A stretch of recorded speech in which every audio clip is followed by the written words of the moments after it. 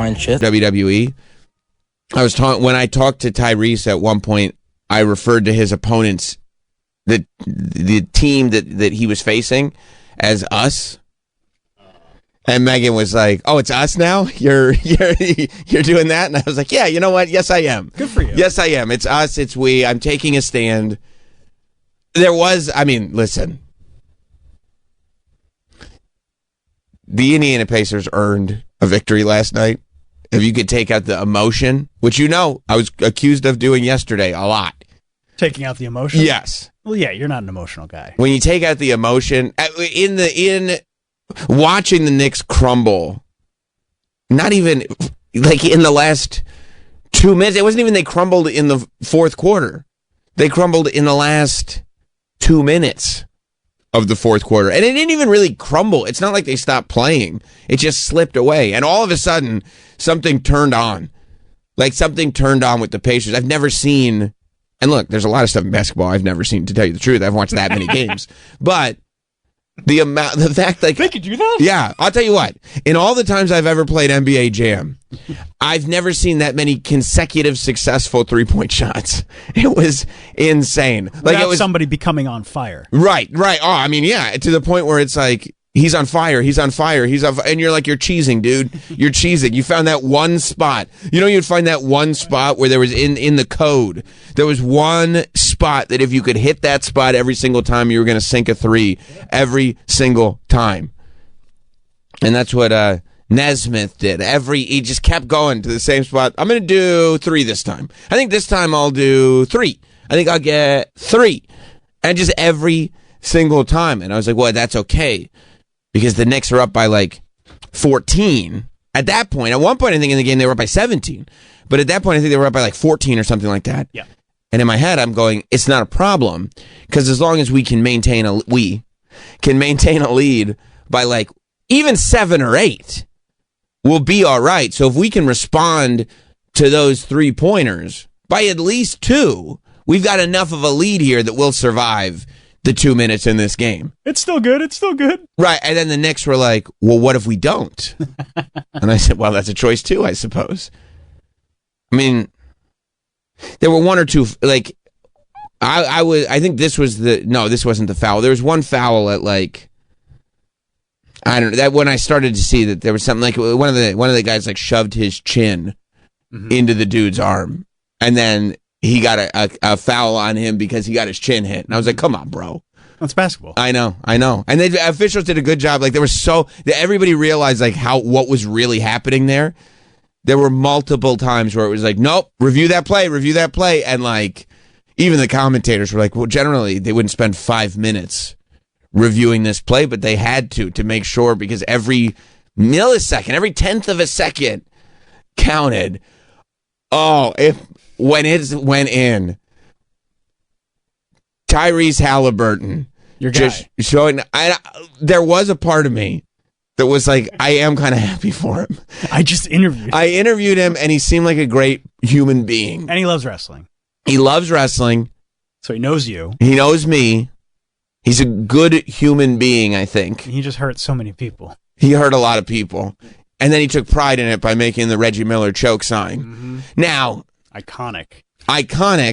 However, when Reggie Miller did the choke sign, they had won the game. That was a tying, but he didn't know. So at the buzzer, he throws what he thinks is a 3-pointer, but his foot's on the line. He doesn't know his foot was on the line. But he throws this thing. It bounces off the rim. It looks like it's not going in. The Knicks are about to just squeak by. It's slow motion. It is absolutely. I mean, it is like, who's saying that? Juvenile slow motion for me.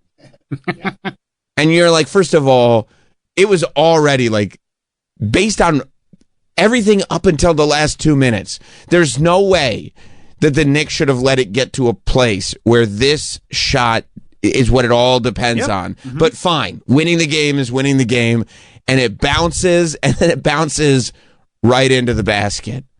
And you can't believe when you see that net swooshing along with the orange basketball. You can't believe, because even when you realize that they only got 2, they didn't get 3, which tied the game. once it was going into overtime, I This think, foot was just on the line. and it was just on the line. Now, you Yes. probably thought that should have counted. No, because I think that Because we watched that video a couple the months game ago. deciding point Where in that college student, in an Eastern Conference Finals from a professional. I'm just saying, same rules. Not same rules. You're Yeah. talking about a college kid who's If your trying foot's to behind the line, it get counts. some If money your from foot's an on the insurance line, it company. doesn't count. All right, laces out. I'm just saying, live by the rule, die by the rule, right? No, I'm Troy? If you said it. So when a guy in the audience is trying to win at halftime, you die by the rule. I'm not a live by the rule, die by the rule as a matter Same of rules fact. in Little League as there are in Major League. No, there aren't. There's 5 strikes. Okay, that's a good.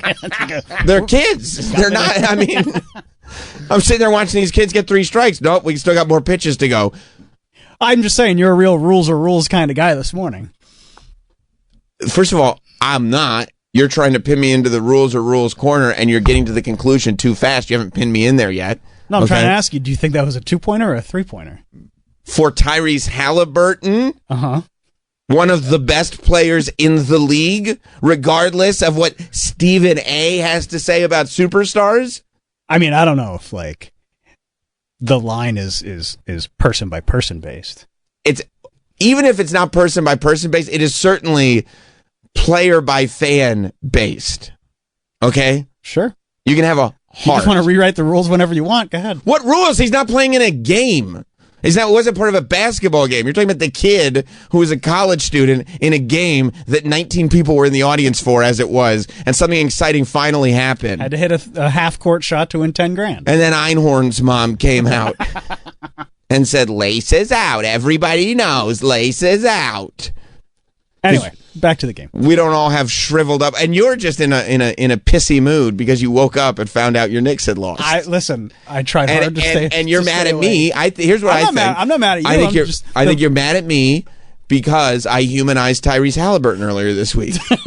I think that Tyrese Halliburton is a villain in New York right now. Oh yeah. And maybe I gave him a little rub on my WWE podcast, You think you had something to do with it? and maybe I humanized him, and you don't like that. You think he threw that shot up and he goes, "This is for Sam." Yes, I do. Yes, I do. That'll show You can him. make that argument.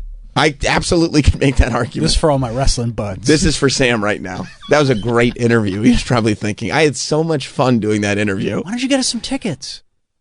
I should have asked him. Get us some tickets. Yeah, I should. Well, not to this game. I mean, it's probably cheaper to fly to Indianapolis That's true. Yeah, and just go. Yeah, it's to- insane. To fly to Indy and just, then try to get tickets at the Garden? Yes. But I mean, boy, that Madison Square Garden it went from an absolute ruckus place, like with everybody going crazy, to in an instant, it became a library. It was so quiet in that building. I'd never seen, the building was over capacity, and it was dead quiet, because even when you realize that 3-pointer was actually just a standard, 2-point shot because his foot was on the line because he's not, a student trying to win a silly game. Same rules.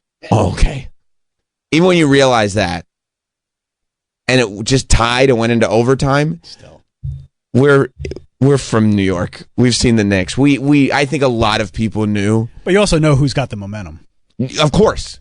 You know who's got the momentum, you know whose spirit has been broken, and you know whose spirit is like, oh my God, we just came back from a 14-point deficit in 2 minutes. This is going to be great for us. And we're going to get to do it in New York. And Tyrese Halliburton said, fuck, I already did the choke sign. We gotta win. If we don't win, I'm going to look like a fool. But then the Knicks went up by 4 in overtime. But there was minutes on the clock. No, I know, but like they weren't.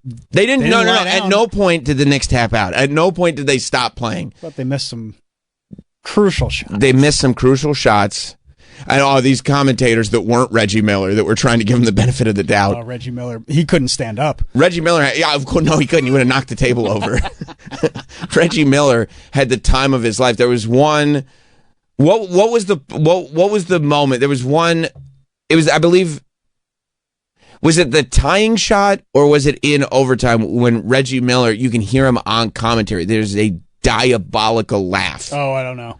there was a moment where I was like going, who's laughing on commentary? And then I was like, of course. Yeah.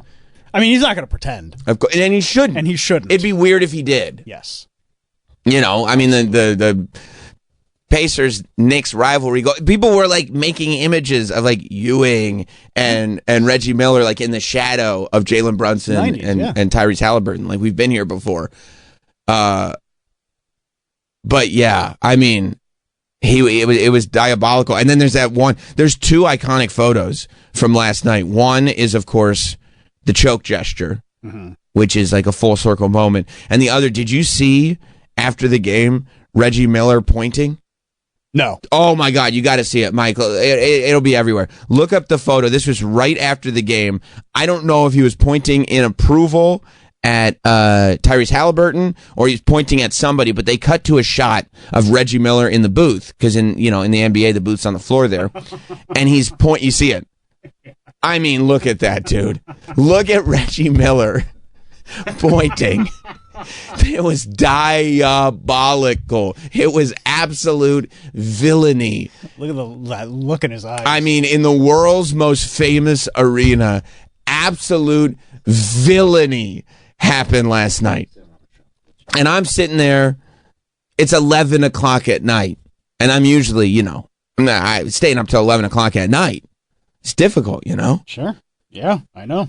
But like you just sit there, especially because you stay up till 11 o'clock at night watching this, and then you just have that sort of empty, I can't go to bed now feeling. It's almost like this, I can't go to bed now because if I go to bed now, I'll admit this is real and it's over. Like there has to be something, right? Maybe Shaq and Charles Barkley will tell me like, oh, there was another call made 15 minutes after the game. They and then decided to put more time on the clock. There's the next one after all. Yay!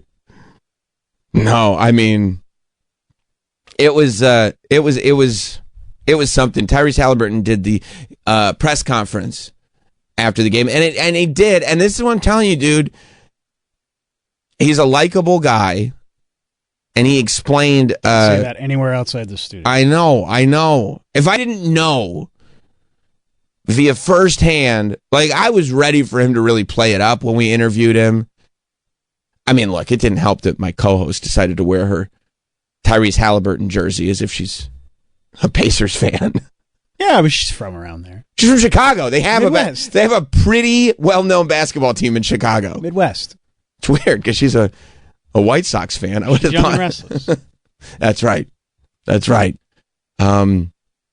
Here's Tyrese. That's funny that she wore it. She wore her Tyrese, and it was a brand Tyrese. new out of the bag. Oh, I mean, it smelled like a new jersey. I don't think it got through one cycle in the wash.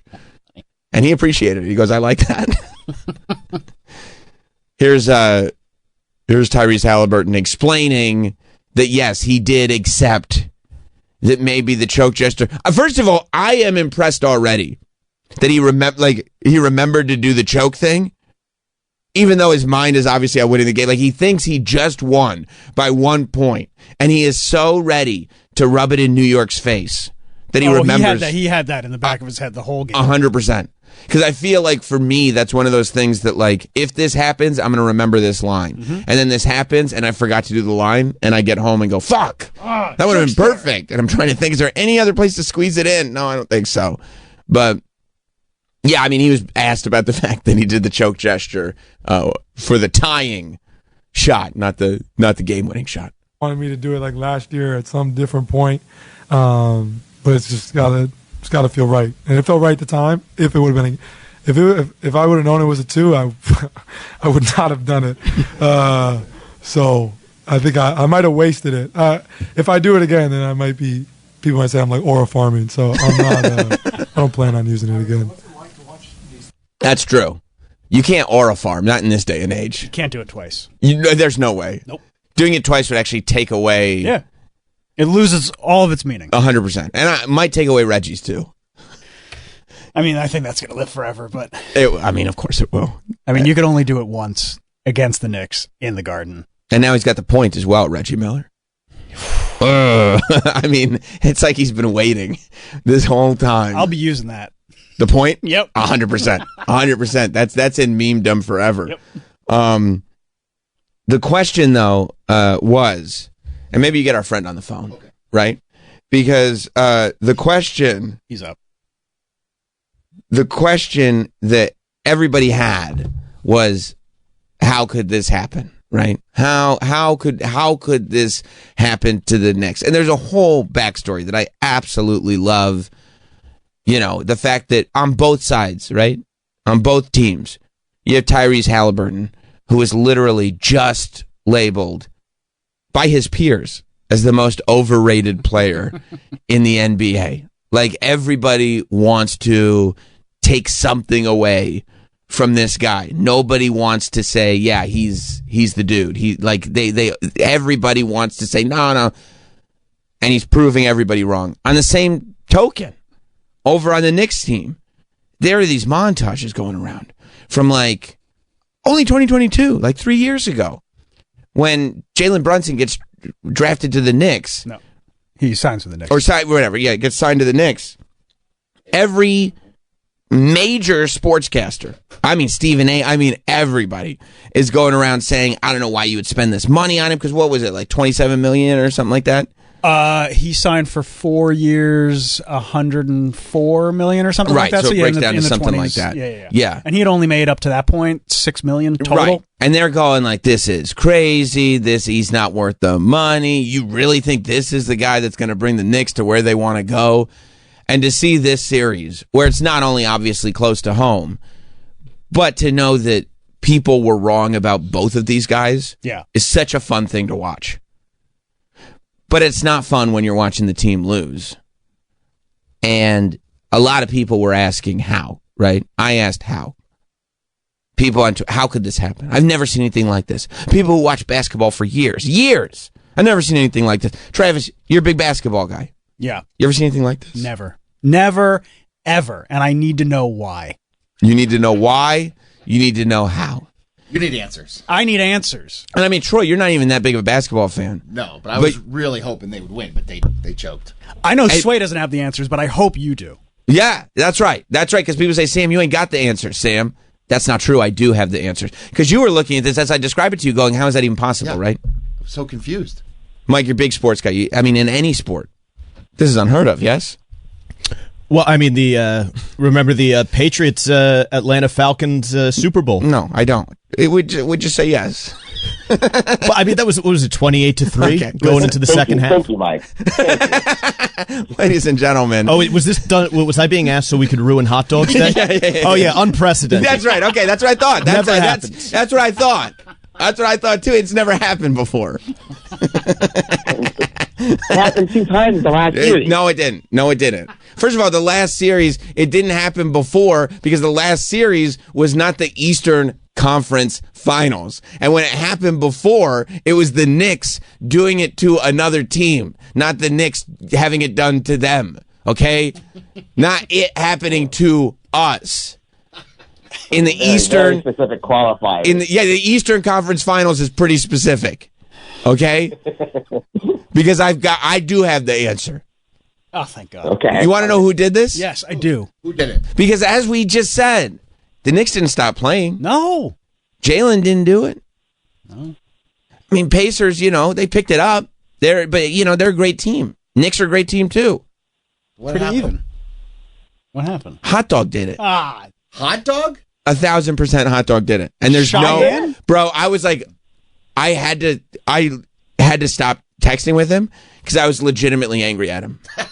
I was like, the same way if he had screwed something up at work, I was legitimately upset with him. Like, why would you do what you just did?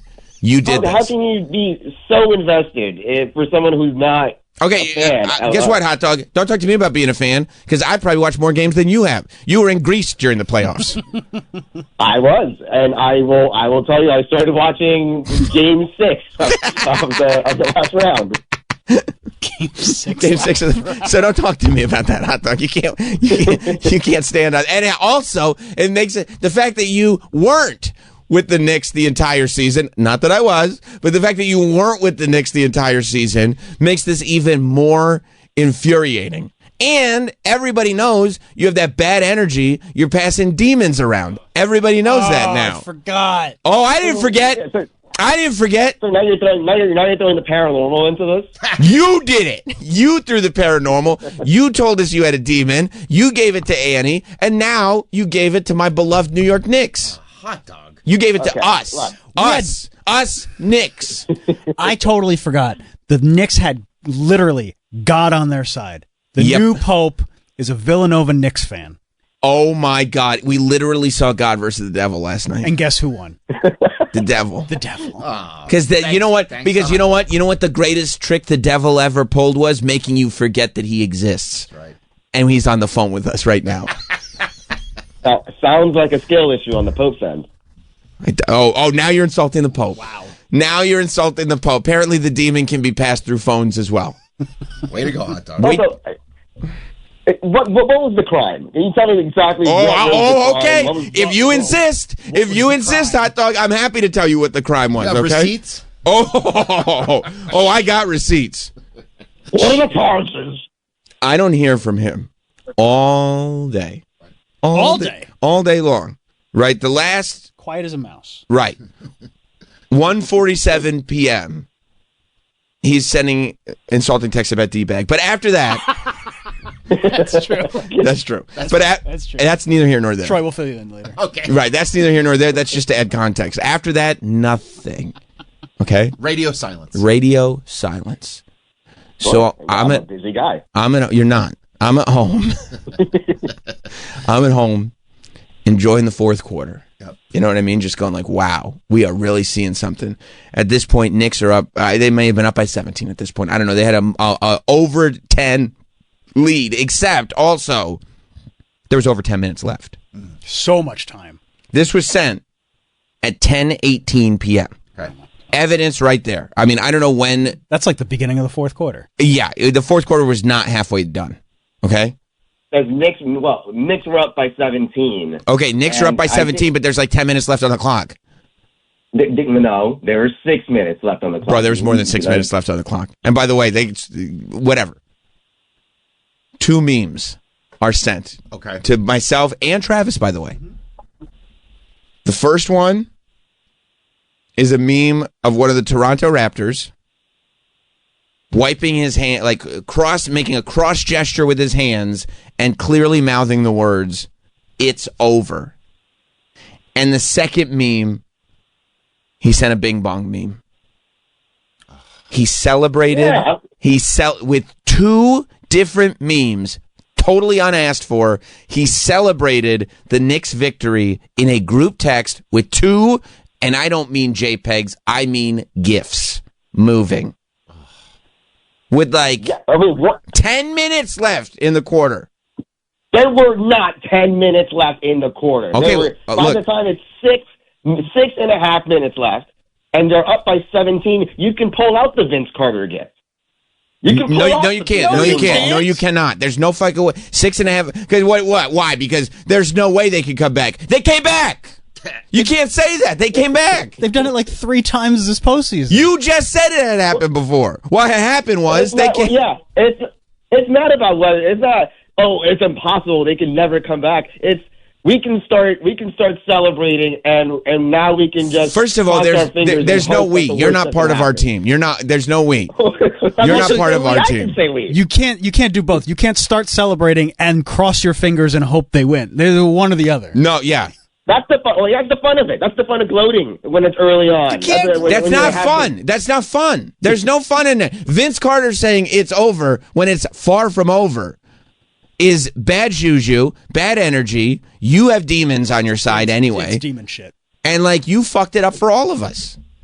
2 different memes. Yeah, I'm sure, You sent the Vince sure it was Carter me and not the New York fan that just started watching the Knicks that had a very, very interesting fluff piece with the star over there at the Pacers. fluff piece. Yeah, you fluffed them up. Yeah, whoever thought a fluffer would be accusing me of having a fluff piece. Pope is over there Yeah, it in was Rome totally thinking, me. like, what the fuck? Yeah, but by the way, the idea that me doing an interview with Tyrese Halliburton, one of the most buzzy NBA stars of the moment, who happens to be a wrestling fan, on a wrestling podcast 2 days before the game is even remotely comparable to you sending Vince Carter and Bing Bong 6 minutes, even if you're right, 6.5 minutes before the game's over, you think that's even remotely comparable, Hot Dog? You set the vibes, bro. Set the vibes, you destroyed the vibes. You destroyed the vibes, dude. You did this. You know you did this. You put him in a great mood. You're like, wow, no one's ever asked me those questions before. I did a great job. You're not gonna get me to argue that point. He had a great time. His game once, not once did you throw him off his game, and then that just led into today. You think that's the job? You think that's the job of an interviewer? 2 days before the game to go like maybe I can throw him off his game. Absolutely. If you're using we, and by the way, Knicks fan now, then absolutely. Can you imagine? You want to talk about fluff pieces? Can you imagine what Hot Dog would have done if he had 1 minute to talk to Tyrese Halliburton? Oh God! Oh my God! It would have been like my first question is, what can I do to make you happy? I mean, it would have been disgusting. Do you need a Absolutely videographer? not. Yeah, do you need a videographer? I promised Sam I would do something, but I'll blow him off. No, I would try to gain some points with the New York fans, and then after the interview, be like, hey, Well, I'll tell you what you did. Yeah, New York fans don't want you because the New York fans know what you did. They know what you did, and I'm making sure. Right. I'm making sure they know what you did because you did this. There's no doubt in my mind. Surprisingly, there were a couple of people in the comments that were very happy with me. I just don't think that they were New Yorkers. Well, this is a national show. Yeah. There are a few people. I would imagine they're from somewhere, let's say towards the Midwest-ish area. They're probably thinking that your relationship with us is really a fruitful thing. It's really great. Yeah, it's the most positivity I've ever seen. I mean, when you started, okay. When you send those memes, and immediately, by the way, while we are still up, whatever it was, 14, 17, whatever 17. It was, I responded to those two memes, and I was responsible. Was I not, Travis? Very responsible. You did the right thing. I didn't yell. I didn't play into it. I just responded with a single text saying, please don't jinx us. Shut the fuck up. That's all. Don't do that immediately. And then... What happened 30 minutes later? That's what it was. 30 minutes later. Well, there were a lot of calls. There were a lot of calls that took a lot of time. So, yeah, it got slowed down a little bit. It did get slowed down, but we got a meme of Hot Dog realizing... one of these memes realizing that he had fucked up. And then he wrote the word fuck with multiple C's. And then I wrote stop texting. This is how you know I'm. This is how you know I'm mad. Stop texting. You haven't watched all season, and now you send memes with over 10 minutes left. You did this. You better have your phone on tomorrow morning. We're gonna have to call you on the show. There's so many people that haven't watched. First of all, most people don't watch the whole season. Most people don't watch a quarter of the season. Look, I'm mad at you for jinxing us with that little time. With that, like you had, I'm not mad at you. If you want to start watching the playoffs, watch the playoffs. Like, how many regular season games did I? How many regular season plays did I see? Very few. You saw the highlights. I saw the highlights, right? And exactly. whatever You watch the highlights. You pay attention to the trades. Whatever Shaq and Sir Charles talk about. I see that. I see that. That's how I keep up. And I think that's fine. But I'm also not going like, oh, now that I'm watching, why don't I spend my time jinxing the team? That's the problem. Now that I'm fully invested, maybe I can ruin everybody's day. It wasn't jinxing. It was an early celebration. Of what? Of winning. And what happened? Which we lost. I think Reggie Miller was pointing right at Hot Dog's text. Thank you, Hot Dog, for that text. And, I'm not going to change. Game 2 is going to be the same system. Game 2, we're up by 17. It's a bad system. I'm leaving that conversation. We have to. We're going to have to kill the group because if you keep doing that, it's going to be Indiana in 4. That's the fun. What's fun about that? That's not fun. That's not fun. Nothing about what you did yesterday was fun. It was mean. If they ended up, if they held the lead, or even if Pacers got within 1 point and we still won, I would have been all right. No, if Tyrese Halliburton, if that bounce had, first of all, the reason the bounce went in was you, because the bounce wasn't supposed to go in. That you have to admit. That was a really end of movie type bounce. Like, you are at least responsible for the tie. Can you at least admit that bounce was directly related to your texts? I will, because as that thing was bouncing, I had enough time to think, oh my God, if this thing makes it in. I did that. Yeah. That's really going to fucking rail me. That's what you did. And by the way, we wouldn't have been happy if the Knicks had won by 1. It's still, you wouldn't have been invited to the celebration. We should have won by more, but you jinxed us. You're not invited to the celebration. Win by any means necessary. And despite hot dog is what it is. Win despite hot dog sabotaging us. Yeah, you don't feel bad? I feel a little. If this was the Celtics, I would have felt really bad. But it's like you mentioned last week. This is like the Pacers, and it almost feels like we did it already. Oh my God! What is your problem? This is why everyone thinks Knicks fans are douchebags for celebrating in the streets. He doesn't even know what he's talking about. Yeah, I mean the fact that he's like, once you get like that was. Once you're removed from this whole thing, you might be able to start having that conversation, maybe. But in the series, what? Everything else is gravy? No. As soon as they cut that, this is just extra. What is this? He's watching the Eastern Conference Finals like it's the All-Star game. This is like the slam dunk contest. As soon as that lead went down from 17, I was like, we lost the series. Did you hear what he said? Yeah, he didn't say game. He's an asshole. He said, whatever, we lost the series. Honestly, I don't know what Mayor Adams is doing. You should be banned. I don't know what Hochul is doing. I don't think you should be allowed in the state. Is it state lines? I don't think so. Yeah. I don't think so. Mike, can he stay with you? No, absolutely not. Okay, well. No. New Jersey doesn't want him. They don't? Troy, will Pennsylvania take him? Pennsylvania, not Florida. Nobody. Wow, you represent 2 states that won't take him. You know who will take him? Indiana. He's a king. He's a king. They're erecting a hot dog statue in Indiana right now. And it's the only thing erect about hot dog. Yeah, at the front of the arena. All right, well, hot dog, you're a bad fan. Look, I mean, the people are already. Let's go to Edwin in New Jersey. What's up, Edwin? Hot dog needs to, move to Indiana. He needs to move to Indiana and throw a fucking Pacers jersey on. I mean, Edwin, as a fan, you understand what happened here, right? Well, I understand 1,000%. He brought his fucking demons. Shut up, hot dog. He brought his fucking demons into the fucking garden and exercised them all over Brunson. Yeah, you did. You brought your demons to the Mecca. I wasn't home. I was laying in bed. They followed. They went through the fucking TV into the garden. And by the way, they have the Pope on their side. I mean, hot dog. You were in bed. You said. When does the demon visit?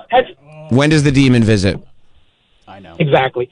Has he seen The Exorcist? Has he seen that the priest dies in The Exorcist? Spoiler alert, hot dog. Yeah, no, I haven't seen it. No, but thank you. Where is McClure with our thank you, Edwin. You're 100% right. We need McClure to get us somebody from Catholic Radio in here. Too little, too late. Yeah, look at the damage he's already done. He's going to cost us an Eastern Conference championship. Well, it's not too late if it's only game 1. Drew in Florida? Yeah, hey, how's it going, fellas? Not great. Not great. So I got to tell you, you made a lot of good points against Hot Dog, and I'm on your side here. Thank you. My friend Joshy, he's a diehard Yankee fan. We were first responders during 9/11. Wow. And he has to take it personally on his shoulders that he's responsible for the Yankees losing that World Series in 2001. Because what he did was he ran to his bedroom to hit record on the VCR to capture the celebration. No. But Mariana, we thought, was obviously going to win the series right there. Obviously. And because he ran to record it too early, it's clearly why the Yankees lost. That's what happened. The devil might have been involved there, too. Possibly. I mean, maybe he caught it in 9/11. Who knows? Who knows? Who knows? Thank So, you, Drew. I'm just saying, I'm pretty sure this is entirely Hot Dog's fault. Yes, it is. It is. And I learned that from a young age. And maybe, maybe it's all in the upbringing. Maybe Hot Dog wasn't raised well because he was. Just stop at raised. I mean, we've told the Jim Abbott no-hitter story a million times, right? Mm-hmm. But what I'll always remember about being there was sitting in Yankee Stadium, watching this guy pitch a no-hitter with one goddamn hand. And I didn't know what was going on because I was too busy pouting about not getting merch. But I said, Dad, can we go? And you know what my dad said? No, we cannot go. Something may happen. That's it. Yeah. I said, what might happen? He goes, don't know. Something may happen. He knew. He knew, but he was not going to utter the words no-hitter. He certainly wasn't. Because Hot Dog would have been in the 6th inning, go like, we got a no-hitter on the way. Here we go. I love leaving on the 7th inning. That's not the point, you big idiot. That's not the point. The point is, first of all, you wouldn't leave in the 7th inning if you're about to witness unbelievable history that will be talked about for decades. Number 2, the point is he didn't say no-hitter. He said something is going to happen. Leave it at that. Because you don't jinx things. You don't jinx things because jinxes are real. Meanwhile, he's like, I'd love to leave. And Hot Dog's like, well, I prefer to leave. He didn't understand. Hot Dog did not get that story at all. He's right over his head. Yeah. You guys are just squares. I mean, what's the point of just total squares. What's the point of just watching the game as a group and going, oh man, we can't say anything just in case. Yeah, no, you can say stuff. Gotta wait until 10 seconds left. You can't throw bing bong gifts with 7 minutes left. No, you don't say we got this. You cheer when a good thing happens. You go quiet when a bad thing happens. You chant defense when we need defense. You say those things. What you don't do is look at the clock with 7 minutes on it and go, well, let's pack up. We've already won. You never do that. Want to get an early train? Yeah, we won the game, guys. Congrats, everybody. Let's high five all around. Let's break out the world champion T-shirts now. When have you ever seen that? When have you ever seen a team break because both teams have the shirts ready to go, but that box doesn't get opened with 6.5 minutes, 7 minutes on the clock? Sure, but we're here going. We're here going. No, it wasn't the turnovers. It wasn't maybe letting their guard down when they were up. It was you. If they did not, it was me. They tied it with a miraculous bounce. How do you not see this? You did it. It was it was miraculous. Yeah, I will say. Well, I wouldn't. And you know what? Miraculous is kind of a stretch. Bounce. It was the devil. It was the devil at work because your stupid demon. They had a 6th man on that court. Oh yeah, they did. Yeah. Oh yeah, they did. And he had horns and hooves. Yeah, and a Dominican accent. Yes, he did, and it was a devil that thought the word was pronounced pizza. Sounded like my mom. Eric in Boston. Hey Sam, I just wanted to thank Hot Dog for his service as a diehard Celtics fan. Way to go, keep it up. Okay. See what you did, Hot Dog? How does that feel? Boston is singing your praises today. Indianapolis is singing your praises today. Everybody knows what you did. Wait till Earl from Bennington finds out. Wait till Earl from Bennington finds out what you did. Is he a Celtics fan? He's a Knicks fan. He's a diehard Knicks fan. We just had a Celtics fan. Wait, listen. He's Earl. Listen to the product. He's Earl. Yeah. God damn. I hate Hot Dog. Is Earl what? It was Earl, the guy who's worn a Yankees hat for the last 20 years. And has been very public about his support of the New York Knicks. Yeah, sorry, I don't know. Oh, sorry, he's not as famous as Hot Dog. I didn't say that. Sorry. And he won't take any ownership of this either. That's what drives me crazy. He won't take any. And not only will he not take, he's like, I did the right thing. Not only will he not take any ownership, but he goes, "You guys are squares. This is how people watch," and it's not. It's not. It's not how people watch. Okay, all right. So how do I undo it then? Do I just next game when the Knicks are up? Do I send some gifts going? Oh man, I hope they don't lose this lead. No, you say, hey, they're playing really well. Yeah, you don't go to the end of the game. You wouldn't even say that's what. I hope they don't lose this lead. You wouldn't say that either. You're not thinking about the end of the game. You know what I do? Travis, you'll appreciate this. Go ahead. I'm coaching Little League, right? Mm-hmm. You're crushing it. You know what these kids do? They come up all the time. What's the score? Are we winning? What do you think I tell them? Don't worry about it. That's right. Don't worry about it. Just get up to bat. Just play this inning. Even though it's the same rules, score our 5 runs so they do the automatic, so the other team gets to play. Because once you play 5 innings, that half of the once you score 5 runs, that half of the inning is over. Same rules though as Major League Baseball, right? Major League Baseball has that, right, Travis? 5 runs, then you switch. That's a bad example. Okay. Foot on the line. Forgot about that. I would be in the stands as a father. Going, bing bong. You would, and you know what?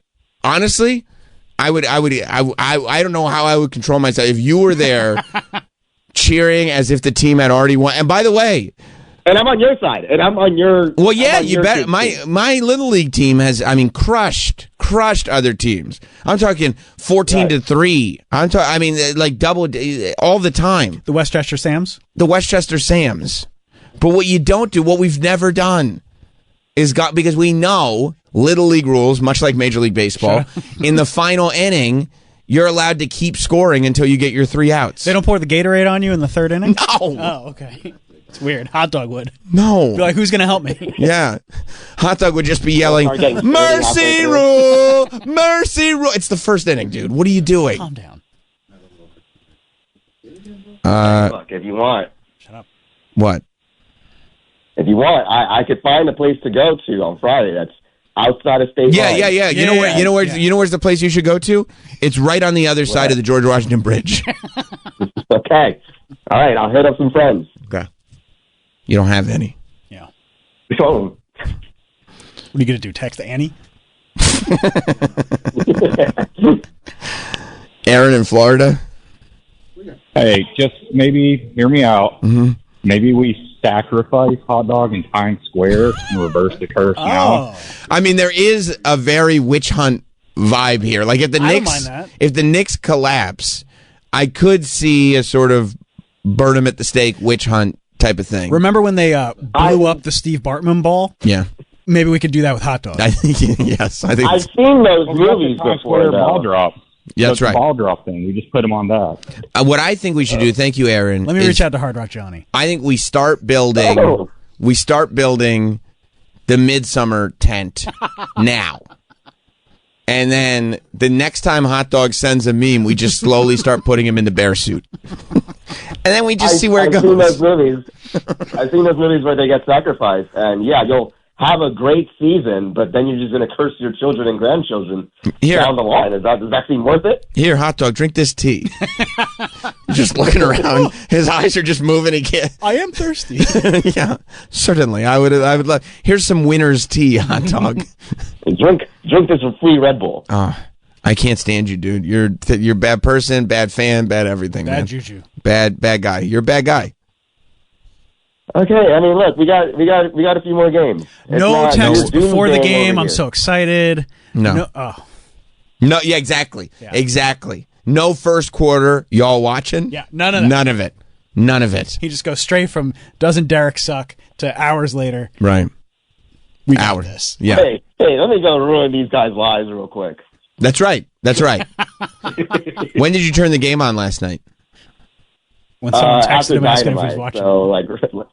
So after Dynamite, so beginning or end of third quarter? Yes, end of third quarter. So you could watch AEW. That's what he did. Yeah, that was his choice. Wow. That was his choice. It was great. I was watching the score on my phone.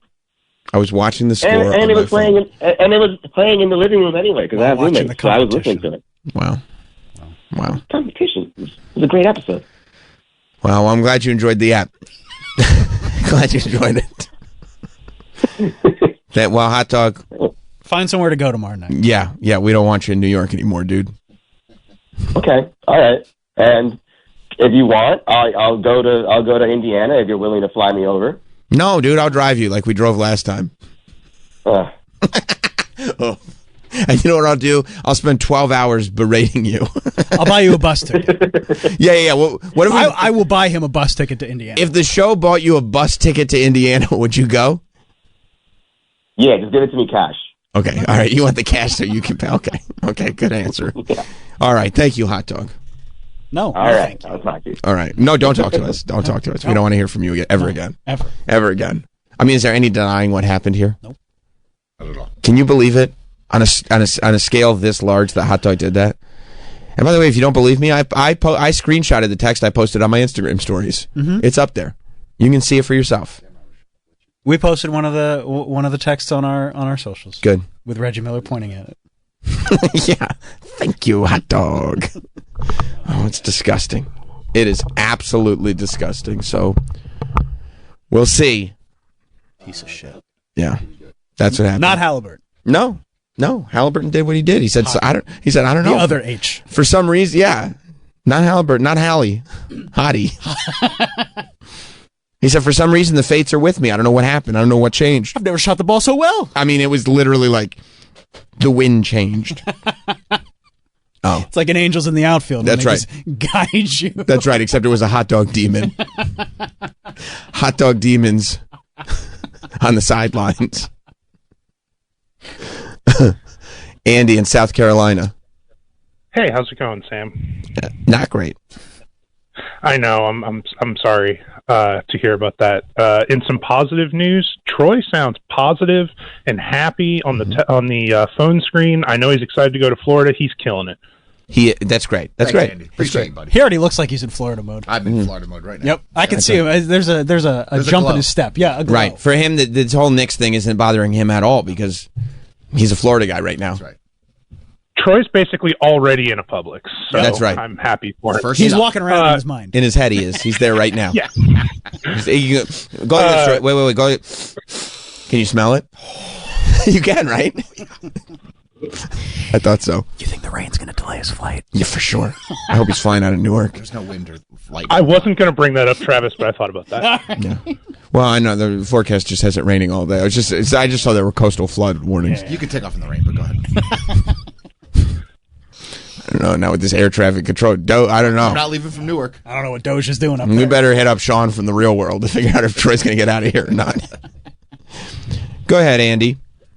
Yeah, so as a Celtics fan and noted petty hater, I also want to thank Hot Dog for all he's doing. Yeah. But I think I figured out a way that he can exercise his demon and fix this for all of you. How's that? I think he needs to make an Apple Pay donation to the group chat. That would be nice. And really cleanse that away. Go old school Catholicism and really cleanse the group chat with a monetary donation. Well, like, what's that, a tithe? Yeah. Yeah, I think he should absolutely tithe. I think a 50 spot should do it to each of you. 50 each. 50 each? That would help. As your tithe? That would grease the wheels a little bit. I mean, it would help. I mean, exorcists don't work for free. That's right. I think there would be a spiritual cleansing that went along with that if Hot Dog was willing to do that. I would certainly be less angry at him. But we'll see. Thank you, Andy. That's a great suggestion. We also saw, I'm going to send him a request. Smart. Smart. You should too. I'm going to send one for 25. I'd say 50. 50? Okay. Well, you could be. 25. He is the type that instead of seeing it as losing 25, he'd see it as gaining 25 because he heard Andy say 50, and then you say 25, and Hot Dog go, that's a good deal. Here's 25. For tithing. Yeah, for tithing. But think, if he sends it to you, his next Texas Roadhouse is on him. That would be, accept the request. And then I could do it tonight again. Get the corn. Yeah. You want the corn. Corn was good. Just thinking about that. You were thinking about Publix. I was thinking about the Texas Roadhouse corn via Uber Eats. Don't forget the rolls. Oof. This time I'll write a note. Good. Yeah. No, smart. I saw that the NFL made an attempt to ban the tush push. It did not go through. The tush push will remain for one season more. Is there any way that you could ban the tush push just in important games? Because regular season tush push, I really don't mind. But then I only got irritated with it when they started doing it when it really, really, really, really mattered. I mean, there are different rules for regular season and postseason. Right. I think postseason tush pushes are really untoward. I think it's really like not in the spirit of the game to do a postseason tush push. It just feels very like, well, we can, where it's like, that's not what we're doing here. Regular season, just win the game. Right. Regular season tush push, I'm okay with. But the other side would say, well, just defend it better. Oh, come on. Be like that guy. What was his name? Who just kept jumping over the line? Yeah, the hero of the day. Yeah. Who just wouldn't stop. Okay, if you guys are going to keep doing this, I will not stop jumping over this line. Yeah, I mean, but you know what? That was an absurd and ridiculous play. And that's what happens when the tush push becomes like a regular thing in the postseason, when it desperately counts. That's what happens. It's kind of like a cheapo play. That's the other problem with this tush push, is that like people try to explain why it should be banned, and because it's like stupid, you know, like you don't have the words. I mean, first of all, it is completely unsafe. You're piling up your own team on top of one guy. Like it's not going to do great things for their long-term health. Didn't Jason Kelsey used to say it was like just the worst like play of his life, like every single time? Yeah, I know, but it's also like. It's the ultimate football play. Yeah, It's literally like we're just going to take this ball and ram it down your fucking throat. Do something about it. Yes, like, right. That's the most football thing in the world. Right. We're going to run over our own guy with a train, but you can't stop a train that's running over a guy. I am 100% down for the tush push. Because you're like you're a by the book rules guy. No, not really. Like, I mean, in some cases, like, yeah, if your foot's on the line, then it's not a 3-pointer and it's not a half court shot. But like Mike said, like we're gonna do this. Try and stop us. 5 strikes. 5 strikes. You do it. And when you know, right, you do it, and it's like, well, then don't let us get to that 1 yard line. Don't let us get even close, because if we get closer, as we start sneaking up. I mean, the Ravens started doing it this season with their tight end. I loved it. Of course you did. Great. Of course you did. They're one of the teams that voted against banning it. Because they were like, no, this actually works. This actually works. Yeah, and that's the other thing that's going to happen is it's just going to be tush push fever. Like all the teams are just going to have to do it now, which is going to get really annoying really fast. Jason Kelsey advocated yesterday to keep it. Wow, because he said he would still play if he could just run that play. Because it's like, because rules are rules, and also like Mike said, it's like if you start banning plays. And I know they tried this a little bit, but if you start banning plays because, you know, they're tough on a player's body, you can't play the game. Yeah. You know what I mean? There are no plays in football that don't do damage to a player's body. And I understand. It's just... That's what the Eagles tweeted yesterday. Push on. After the vote came. Well, Philadelphia loves the tush push. Yeah. It's their play. Also, hate anyone that calls it the brotherly shove. That's when they tried to own it as their own. They don't No. That's when they try to like make it like, well, let's not say tush, like on TV. Right. James in New Jersey. Hey guys, I think we're missing the point. What they should have banned is calling it the tush push, because that's the gayest shit I've ever heard. It's fun. It rhymes. It does rhyme, but using tush is a very... tush is not a football word. Let me ask you, what are you pushing? I'm pushing on the tushin. It's also it's fun associating that with Philadelphia. Right. Because you know that when they hear it, they immediately get like that hot feeling and like of anxiety in their chest that they might be involved in something mildly homoerotic. They're that guy. They're that guy. Philadelphians don't like that. No, they don't. No, they really hate it. What if my boy hears me say it? Yeah. So that is actually kind of fun. Yeah, I mean, but what are you going to call it? The ass pass? You can't do that. That's worse, I think. Oh yeah, that's way worse. Let's ass pass them. The butt stuff. Butt stuff? Yeah, that's Philadelphia is a team that's known for butt stuff. Guys, I think we should do butt stuff. Yeah. Down here in the city of brotherly love, butt stuff rules the day. That's right. That's right. And you know, if it was butt stuff, like every anchor would be trying to figure out a double entendre that they could use. Jalen Hurts really loves that butt stuff. That's it. And you do it all the time. You don't want that. So, I mean, that's probably why they're trying, what is it, the brotherly shove. The brotherly shove that's dumb. It doesn't rhyme. It doesn't roll off the tongue. Too many syllables. The brotherly shove. It's also like, you know, it makes everything, it makes it appear a little bit more friendly than it actually is. But so we are getting, so that's done for this season, right? They're not going to bring it back. Like for the upcoming NFL season, there's not going to be another vote. No. This was before the next season. No, they voted and it lost. The Eagles CEO, towards the end of a speech that lasted close to an hour, made an analogy telling the room that regardless of whether the play was banned, it was a win-win for the Eagles, adding that it was, quote, like a wet dream for a teenage boy to create a play that was so successful that the only way for it to be stopped was for it to be banned. Why do you have to say it like that? Because it's true. I know, but a wet dream for a teenage boy. It's like Einstein. Whoa. Can a woman have a wet dream? Well, I was awake. So you're just wet. Yep. A wet dream for a teenage boy. Now I understand. But that's a good analogy. Like this play is so good. It's incredible. That the only way you could defend it is to just ban it. I mean, when you're a teenage boy and you wake up, you're like, that was awesome. Yeah. Yeah. Yeah, I guess that's what it is. It's too good. That's why they want to ban it ultimately. Well, they got to figure out a way to make money off of it. Right. This is the tush push is too good. That's probably why they want to. Probably somebody owns the trademark on brotherly shove, and so they're hoping that they go with that because tush push, nobody can make money off of it because it's in the zeitgeist. But it's just too good. So no, it'll. Maybe they'll vote again next year, but after Philly defeated the Kansas City Chiefs to win the Super Bowl this past season, Eagles general manager Howie Roseman tried to explain what it feels like to win 2 championships. It's almost the first one. It's almost like the first time you have sex. Roseman said, "You're so glad you had sex." It's not even the quality of it.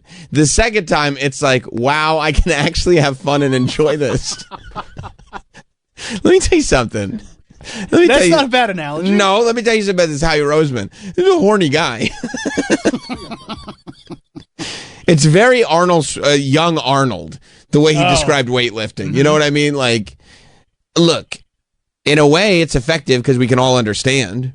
I'm not lost. Right. I'm like, oh, okay. Like that to me, it really does make perfect sense why the second championship is actually really, really great because it's like, oh no, now I know what I'm doing. The first one, I'm just happy I got to put it in. Oh, that's great. Ken in South Carolina. What's up, Ken? Hey, so if they want to ban that play, then they'd have to ban every time 2 players line up behind each other and push in defense to get through a line. What's the difference? It's a slippery slope. No, it's a slippery slope.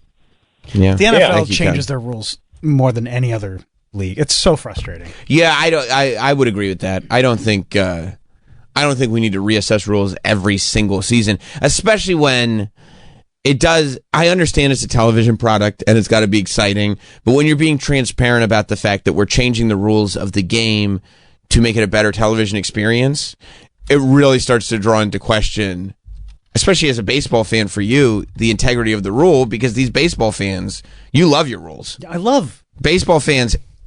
Love rules. Yeah. Rules are rules. I thought of, which makes me think of Norton and his strike zone box prejudice, which also makes me think, I was watching the NBA puts the shot clock on the floor.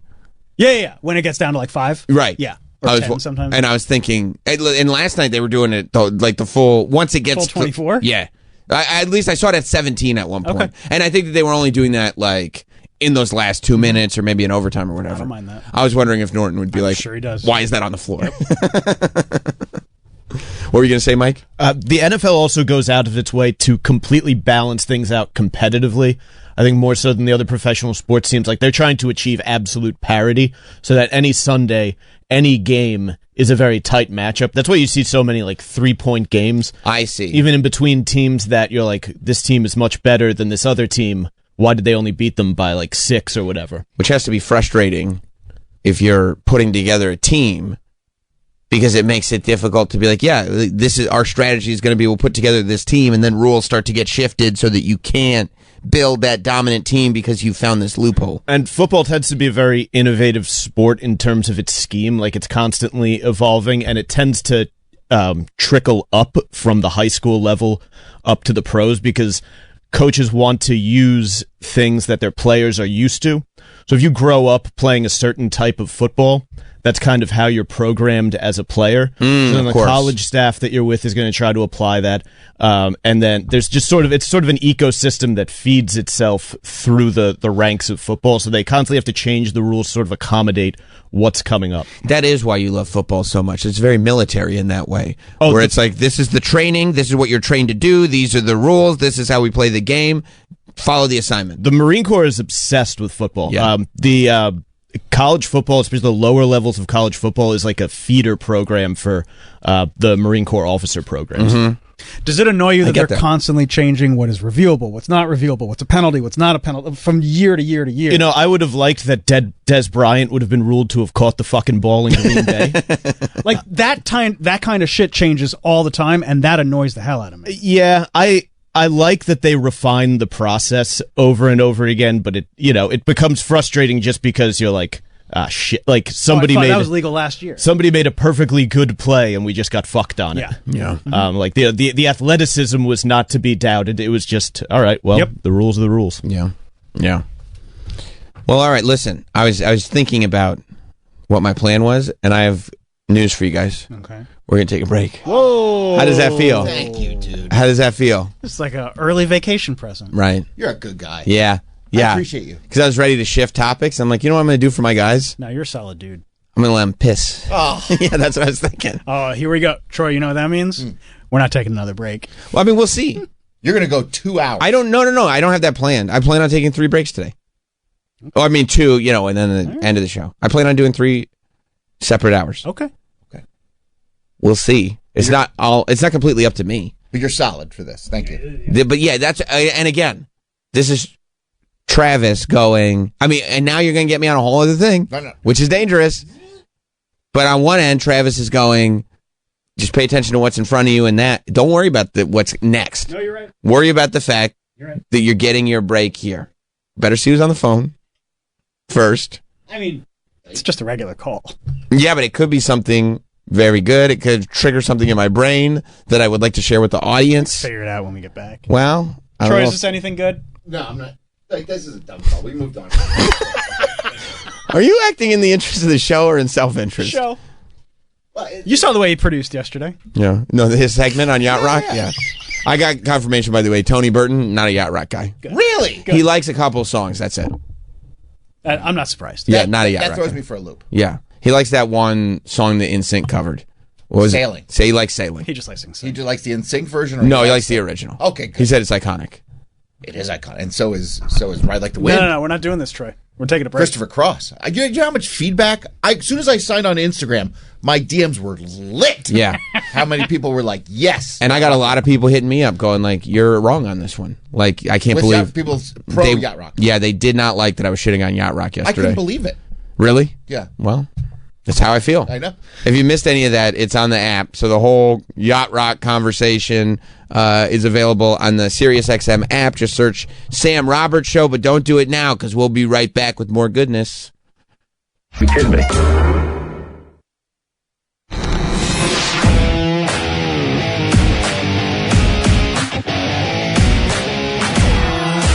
We're back with Sam Roberts Show. Get back involved, but it feels like Bitcoin's surging again. No, you can't get back involved now. Well, I mean, short term you can because it is. What did you buy high? Well, it's not at its highest right now because now people are just becoming aware. It passed. It's at a 111 now. No, but this isn't as high as it's going because now this is what's happening today. Meaning that it would be a if you wanted to like if you were a day trader, now would be an okay time to get in because it's going to go past 111. It's at 111 right now, which is crazy. 111,000 is what Bitcoin is at, and yeah, I mean, whew,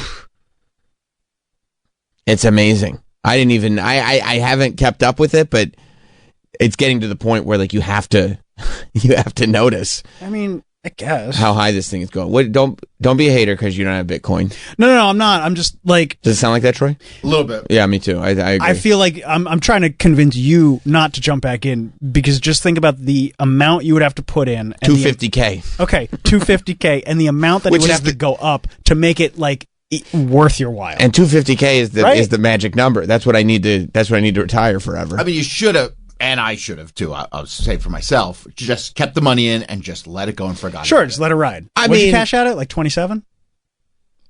I don't know. It was low. I mean, it was think it was lower like- than this. It wasn't like as low as it's been. I don't know. I don't remember. I have no idea. I wrote it down somewhere. Yeah, you did. It's upstairs. It doesn't bother me. It shouldn't. Right. Yeah, like I don't care. I Never got look out. back. No, I got out for I didn't want to be in anymore. So I was like, Same. yeah, this is fine. Yeah, I don't like the way it made me feel. Right, exactly. That's what I say about hot dog. That's why I'm out of the hot dog. I'm out of the hot dog business myself as well. Yeah. But it is amazing, and I'm happy for the people that are like super into it. Same. Yeah. You know? It's at 100. And did you know, by the way, that today, and this is why I think it'll go up more today, because it's going to be a little bit more in the news today. Today is the 15-year anniversary of the guy who spent 10,000 Bitcoin on pizza. Oh, Today, is it? yeah, May 22nd is the 15 years, so it would have happened in 2010. He basically, like, they wanted, the idea was, and it's oversimplified. You know, I think the legend of it is oversimplified, as if he just called a pizza place and said, hello, I have 10,000 Bitcoin and I'm just really hungry. Can I have this pizza? Which is not what happened. Right. Like, realistically, 15 years ago, Bitcoin was around, but really it was conceptual as currency until it was actually spent. Like, it was an idea of currency, but you can't call it currency if you can't spend it on anything. Right. So somebody had to say, well, you need to buy something. Like, I have this Bitcoin, and we as a community have put this value on it, and we're paying for it, but unless we can use it to buy something, it's not a currency. So they're talking, and somebody's like, well, somebody has to pay for something with it. So a guy in the thread says, okay, if I send you 10,000 Bitcoin, you buy me a pizza with it. So I'm buying this pizza from you. And the idea is that he sends 10,000 Bitcoin to this other person who is also, you know, in crypto. And that person then calls a pizza place and has the pizza sent to the original person's house. Yeah, because it's not like the pizza place. No, the pizza, especially 15 years ago, the pizza place is not accepting Bitcoin for pizza. But as long as you give the Bitcoin to somebody and in exchange you get a pizza, they're basically, the pizzeria becomes the supplier. And you're buying the pizza from the guy that you gave the 10,000 Bitcoin to. So that happened, and it worked. And he said, like, an hour later, he had 2 pizzas at his house, and he had spent, and all he had spent was 10,000 Bitcoin on the 2 pizzas. So everybody thought what's remarkable at the time. Yeah, it was what's remarkable about this day. Everybody thought was we've proven that Bitcoin it's a commodity. Like, you can buy things with Bitcoin. That's what's remarkable. What they didn't realize is it will go down in history as one of the most insane transactions ever. You know what it's worth now? What's the value of it now? Because somebody spent $1.1 billion on 2 pizzas. That's $1.1 billion. Would you be able to live with yourself? Like you're talking about, like, oh, I cashed out. I don't care. I'm not looking I back. don't care. It is, and I know that he has done interviews saying that he doesn't care, but there's no way I can believe that you don't care about throwing away $1.1 billion. So the question is, if he hadn't spent it on the pizza, would he have kept he have realistically kept the Bitcoin for 15 years? Right? Because I'm just That talking, is the question. Like, I'm going, like, okay, if I hadn't sold whatever small amount of Bitcoin that I had, whatever it was at this point, 2-3 years ago, would I have kept, like, I wouldn't have kept it. I would have sold it at a different point anyway, and it still would have been lower. So it's like, I don't sell it then, sell it a little later. What difference does it make? I was not, and I'm not part of the community. I didn't want to be involved. It was stressful. So I think that he has to, although because he's like a programmer and he's in this community early, maybe he would have kept it. If he thinks he would have kept it, that's a tough pill to swallow, especially if he clearly didn't have another 10,000 Bitcoin. Do we know if he's completely out of Bitcoin now? I'm checking. Hang on. I'm sure he's not completely out of it, but if he were a billionaire, we'd know. But maybe if he at least has millions. I mean, it's like, what's worse, this guy or the guy that had his numbers on a hard drive that's in a fucking... That's worse. And That's he's worse. still trying. he wants to like completely go through the. Well, I think right now he's trying to buy the landfill. Oh my! Yeah, that's right. That's what I heard. So this is a guy who has his Bitcoin locked on a hard drive. Yeah. And at some point, the hard drive was thrown out. Yeah. Like he at first he lost the hard drive, then he realized it was thrown out. The only way to access the Bitcoin is to get that hard drive, and he's tracked it down to a dump. There's however, it's millions of dollars in Bitcoin. It's a ton of money, and now it's even more money. Like as time goes on, it's worth more and more and more. But that is the last I heard of him as well, Travis. That he is now. Yeah, trying to buy the landfill. $800 million. It's worth $800 million. Oh, this was in February. This article is from February, so it's worth a lot more now. So it's worth $800 million. He accidentally threw it away in 2013. Yeah. So I mean, can you retrieve a hard drive from 12 years ago? I mean, maybe he'll bring it to Genius Bar. And he'll be like, guys, then you got to make an appointment. Well, I need you to retrieve this hard drive. Do not look at what's on it. Secrets. Naked photos? Just don't. No. It's secrets. Don't look at it. It'd be like when somebody finds your wallet and the cash is out. They're like, the hard drive works, but no data on it. Yeah, I don't know what to tell you. It's the weirdest thing. No, there was data on it. Yeah, I don't know. Anyway, I quit my job. I quit. So here's your hard drive. The two of those things have nothing to do with each other. Yeah, but he's like, you're quitting today? Right now is when I'm quitting. Buried deep in a Welsh landfill, beneath layers of old garbage, there is a hard drive. And by the way, maybe there is a hard drive that holds the key to almost $800 million in Bitcoin. Or so this guy believes. I mean, it's literally a needle in a haystack. Right. Like, how would you ever find that? I assume it's there because he probably lives in an area where, that's the landfill. But if they've been dumping on it for 12 years, no, well, that's why you buy it. Then you hire a bunch of people to, go through bags of garbage. That would take years to go through. Yeah, I mean, you'd have to. It's $800 million. You'd have to hire thousands of people. It would be great. How easily would you quit if you knew that $800 million? I understand the position he's in, but I mean, there's just no chance in hell. It would be great if he finally found it. And they were like, oh, man, how did you get all this done? He's like, well, I spent about $825 million to find this hard drive. So I'm actually in the hole a little bit. I have a GoFundMe up now to recover the remaining 25. They have dogs that are trained to sniff out hard drives and stuff. Like the FBI uses them when they raid someone's place. Yeah, but in a 12-year-old landfill? I mean, if the feds are using them, they got to be good. And if you did just, you do a grid search, right? You break down the landfill by... It's this box, this box, this box. And you just search one box at a time. Yeah. That's right. Yeah. And what's saying the hard drive is complete? I mean, don't they compact the trash? Well, or unless it's like a thumb drive. They're just saying a hard drive. It could easily be a thumb drive. But that could easily be compact. I mean, you put it in the back of a garbage truck. I mean, they literally compress it. It could be. But if you go to a data recovery place and you're like, I'll give you $50 million if you make this work. Figure it out. Yeah, they'll probably figure it out. Of course. Also, But I have hard drives that I'm like, I'm just trying to get a video off of. And then you're like, this hard drive's 3 years old. It doesn't work anymore. It is weird that it still works. I don't have an old FireWire cable. No FireWire, yeah. No.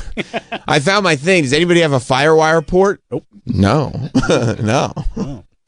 I don't know how, I feel bad for this guy to an extent, but he also, at the time that he threw it out, yes, that Bitcoin was worth $9 million. And to be that careless. Oh, so it was already, crazy valuable. Yeah. By the way, if I had $9 million, I don't care when I had it. If at any point I had $9 million in Bitcoin, I would cash out immediately. There's just no way I would accidentally throw out. I would know where that hard drive is at all times. It'd be in a safety deposit box. Yeah, my anus. You can't put it in your butt, dude. Why? Because so much stuff goes up there. We just get higher and higher. You know what I mean? Yeah, hit the back of your teeth. Right. That is really protected. I know it's not going to fall out. What's wrong? What's in your throat? No, this hard drive just came up the back end.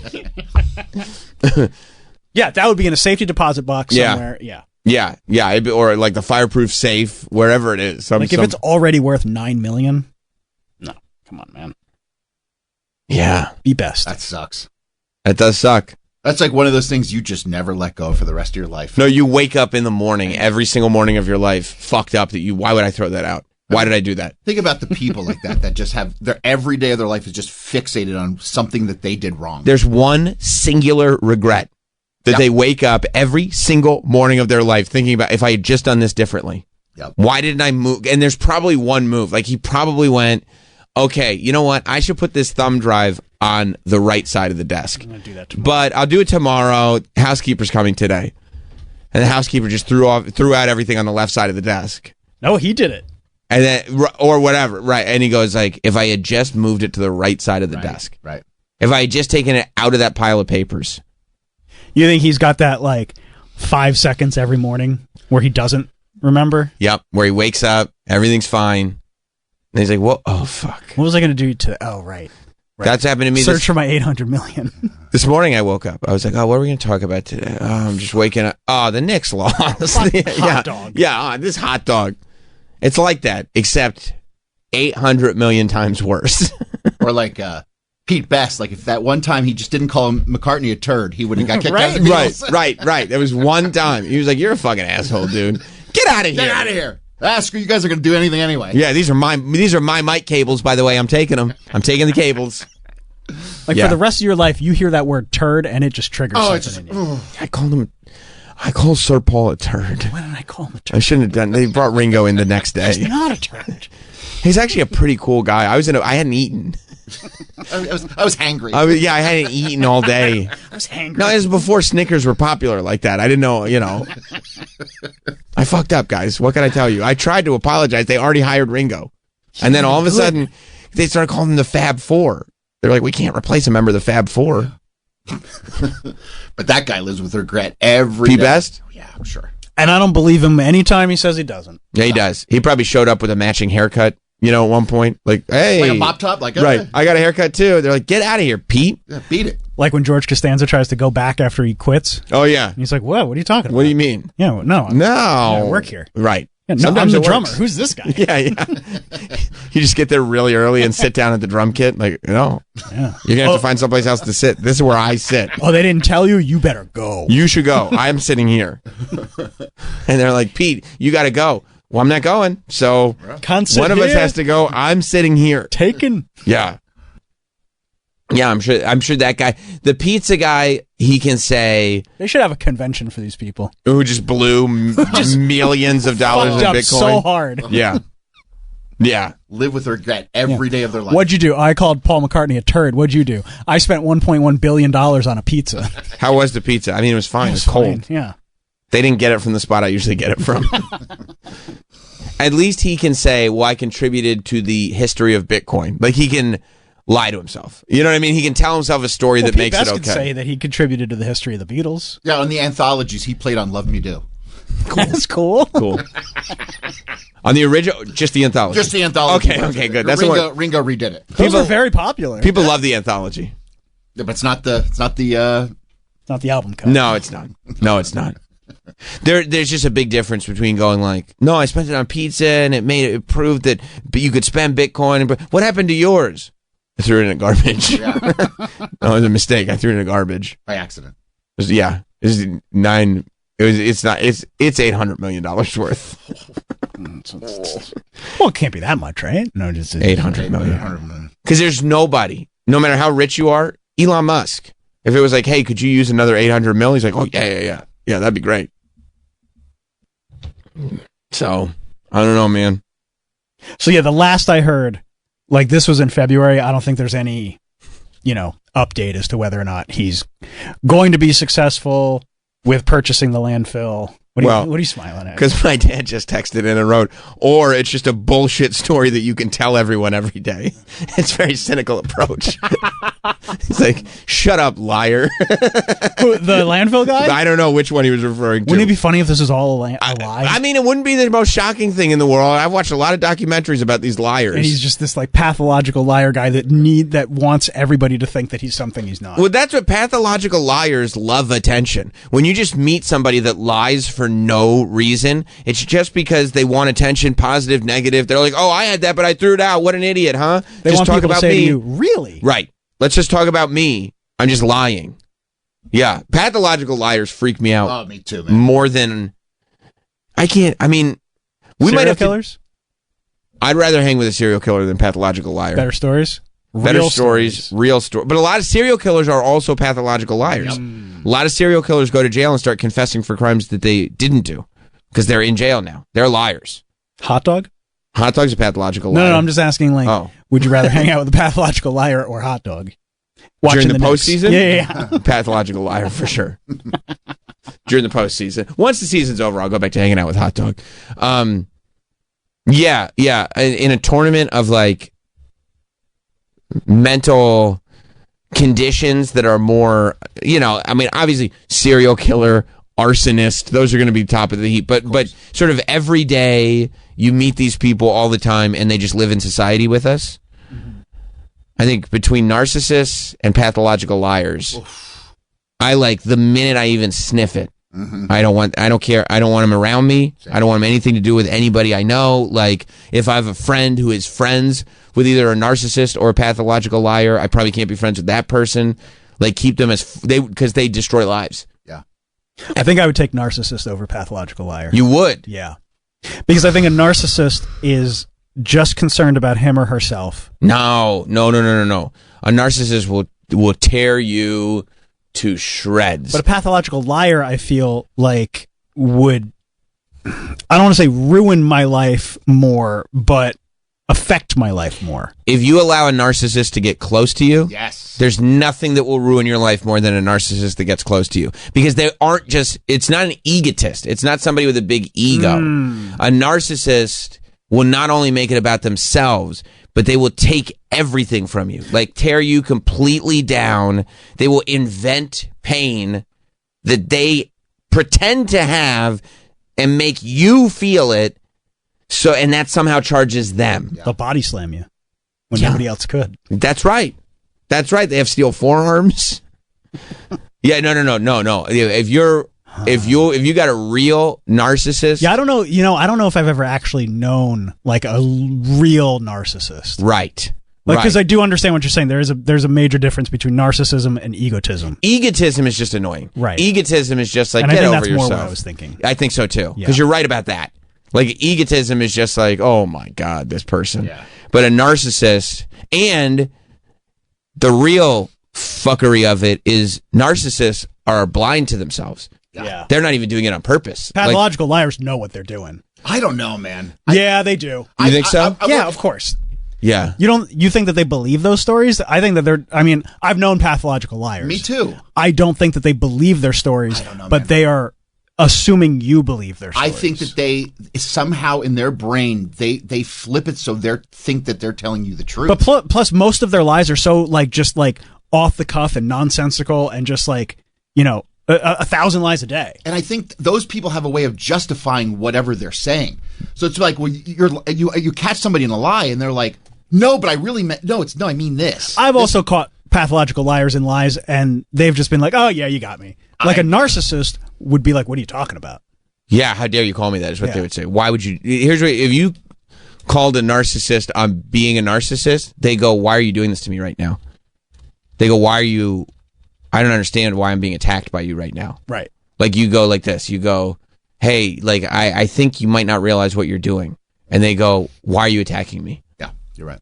That's what would happen. I think there are pathological liars, though, that when you start calling them out on lies, it's like waking a sleepwalker. Oh, yeah. Like, they start to, like they get weird when you start calling them out. Like, no, this is a lie, and this is a lie, and this is a lie. They get angry. Mm-hmm. They get weird because I think that the disconnect, I don't think that they necessarily think they're telling the truth, but I also don't think that they're in their right mind going, yeah, I lie about stuff. I'm going to lie about this. I think they kind of, it feels like they do like this weird thing where they create almost an alternate universe, yes, right? Where while they're saying it, it is true. If they thought about it for a moment, they would know it is not true.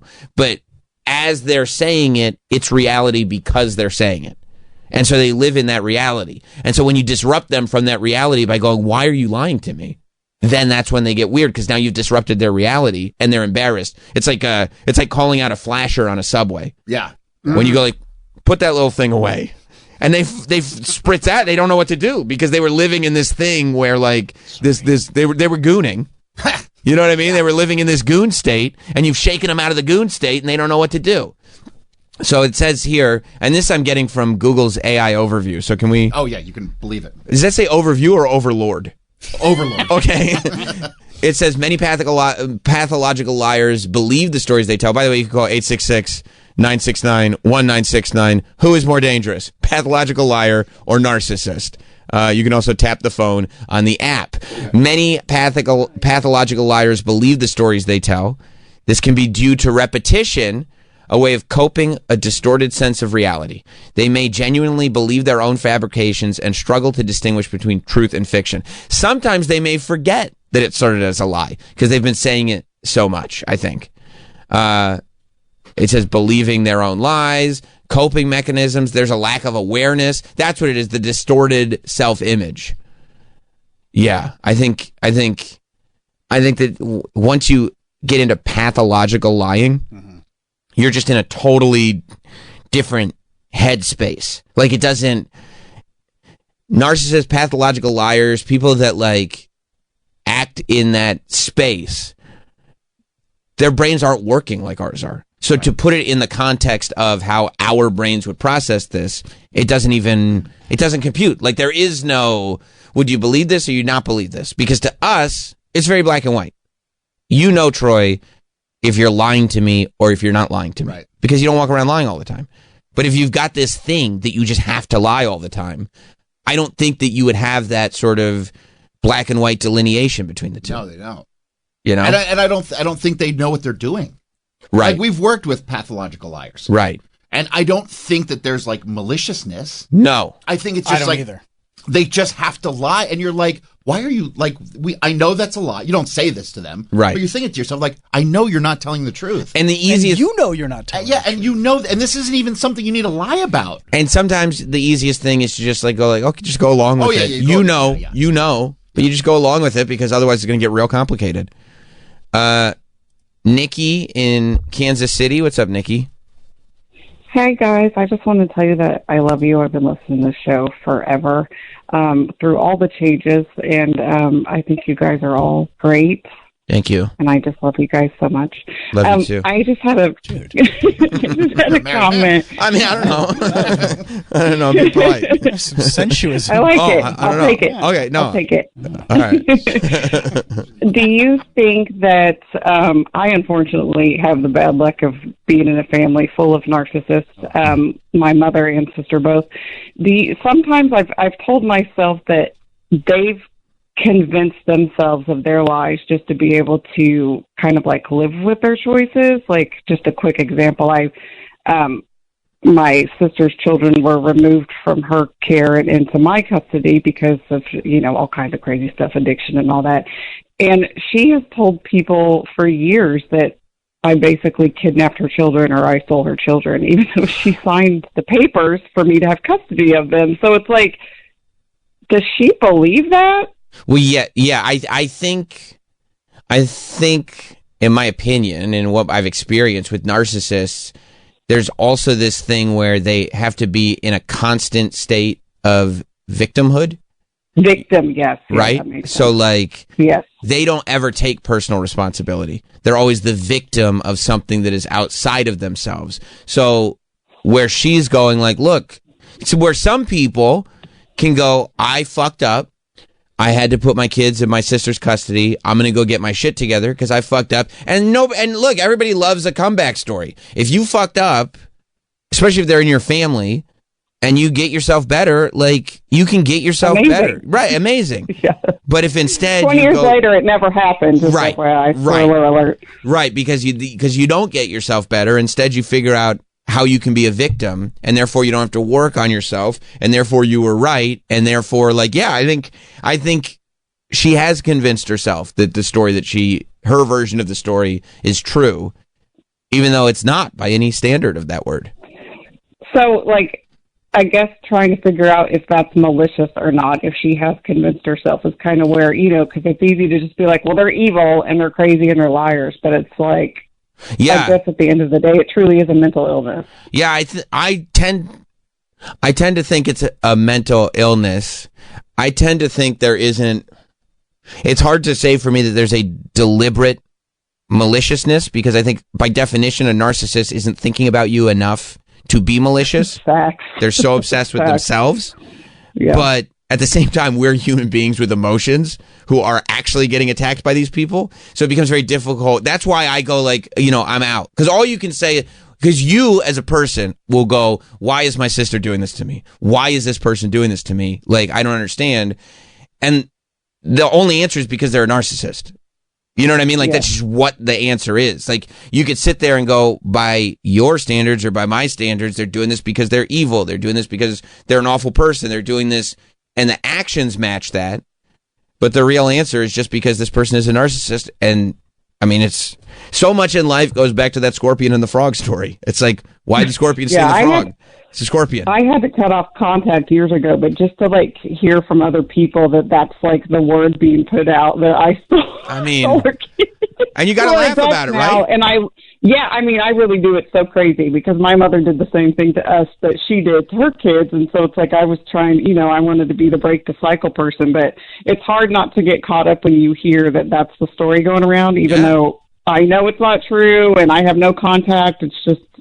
It's enraging, and so I often wonder, does she believe this? Is it malicious? I don't know. It's just, I guess I could just chalk it up to mental illness. But, I just wanted to let you guys know that I love you and I listen to you every day. And stop saying that. Well, I'm sorry. Sam, you're a married man. I know. I'm sorry. I just because when somebody says it, you're supposed to say it back. I always thought. Thank you, Nikki. Nikki likes that. She likes that. She's like, yeah. We're flirting. Love you too. Although I wouldn't even want to be around Nikki, to tell you the truth, because she got too much weirdness in her family. Yeah. I don't need any of that. Can't trust her. No, I don't need any of that. She made it out, but there's still too many people around. Yeah, no, can't do it. Yeah, I mean, I think that I think narcissists are more dangerous when they're close to you. Yeah, like if you can just write them off, then that's great. Like if your friend isn't, but if it's in your family and it's like one of those things where. I'm sure. I mean, I know a lot of people that have dealt with it where it's like you think you're out of it. And then one day you just get a phone call or you get, and there's just this dread that follows it, Oh yeah. It's crazy. It's a crazy thing. And then for us to contextualize it in a way that makes any sense whatsoever to any of us that are just kind of living our life in a way that's not that at all, to the point where normal. Yeah. To the point where I was just talking to you about it, Travis, and you're like it doesn't even compute. It doesn't make sense, But whatever, we won't have to worry about it too much longer because we'll have the AI to kind of straighten everything out. I think. Oh yeah, that'll be. I was so happy for Troy. I saw that Google launched a whole AI only Google search. Is that gonna be your shit? Fuck yeah. Good, smart. Everything AI. You like AI? Yeah. Now you don't even have to look for anything. They'll just tell you what you want to see. Right. You'd be like, Google, I was looking for something. They go, oh no, we know. Yeah, I know. We know. I saw that and I think this technology was invented for people who don't have control of their arms or whatever, or hands, but Apple is getting pretty deeply involved in the mind, implanting a chip in the brain so that you can control the iPhone with your thoughts. Oh, is that kind of what the thing that Elon I think so. Has Neuralink or whatever? Something like that. Yeah. That's incredible stuff. But it makes it, it is incredible. From Incredible Man. That's where I start getting freaked out. Right, because implanting chips in your brain. Because soon, real quick after it comes out, at first it really is just for people. It's I've never been able to write an email, and now I can write an email. And that's great for them. That's great. But very quickly it becomes, I never really want to write emails. If I do this, can my brain do it for me? Oh, I thought you were going a different way. What? I thought you were going in episode 1 of Black Mirror this season. Oh, yeah. You get that implant. But the subscription service. Yeah. You start saying commercials. Right. Oh, my God. The first time she did that? Yeah. Right. You're like, oh, my God. Yeah. So the first season. Because that's 100% where it's going. The first episode of Black Mirror this season, they go into this woman has an accident and she ends up brain dead, and they're like, yeah, she's not gonna come back, but we have this service where we can put this chip in her brain and it will actually power from other brains that also have the chip. but it comes with a subscription service. Well, they don't say that at first. Right. They just say, hey, this is technology, this is... and it's inexpensive right now. It's inexpensive, and we're still developing it, but, this is the only option really you have. Right, and they're like, well, I don't want my fiance to die. And they're like, okay. And then all of a sudden, one day, she starts saying commercials. Right, like she's a teacher, and she's in the classroom just telling commercials to the kids. And, like, one kid is, like giving, like, advice to a kid about going to, like, a Christian ministry or whatever it is, because that's a commercial. And they have to go to the spot that put the chip in her brain, and they're like... Rivermind. Rivermind. Oh, yeah. Rivermind. And they're like, yeah. And it's what? It's Diana Ross's daughter. Is that it is? I think that's who she is. Oh, the woman working there? Yes. Oh, that would... Yeah, Tracy Ellen Ross. Yeah, Tracy Ellen. Yeah, she's a great actor. She's in a bunch of stuff. She's great. Ross. I didn't know that was Diana Ross. Yeah, it's her daughter.